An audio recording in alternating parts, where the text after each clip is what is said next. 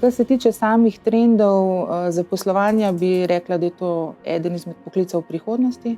Predvsem, če vemo, kaj vse se nam obeta v okviru same okoljske zakonodaje oziroma se že zahteva. Pri nas imamo zelo visoke te standarde na nivoju EU-ja.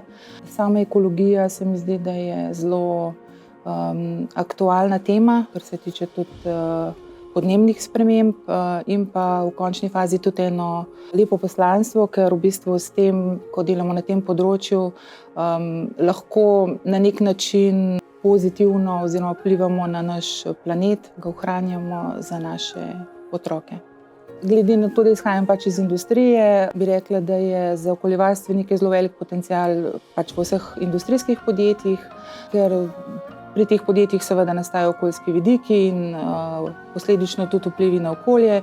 In tukaj je naloga okoljevarstvenika, da v bistvu vse te zadeve prepozna, optimizira, nadzoruje in na nek način tudi potem, če se le da, tudi zmanjša oziroma izniči vplive na okolje.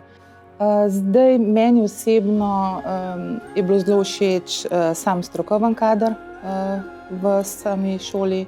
Zelo prijazni, zelo dostopni, zelo proaktivni, sama organizacija študija.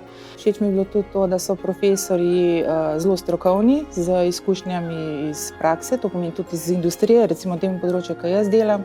In je bilo veliko priložnosti tudi za izmenjavo mnenj iz tega področja ali pa zakonodaje oziroma strokovnih izzivov, ki so bili trenutno aktualni. Glede kompetenc bi najprej izpostavila strokovnost.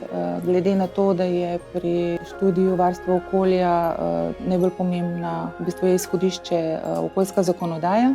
Potem glede na to, da je to študij ob delu in je v bistvu treba usklajevati in družinske in poklicne obveznosti s študijem, se mi zdi tukaj tudi zelo pomembno, da si vztrajen, da si samostojen in tudi organiziran.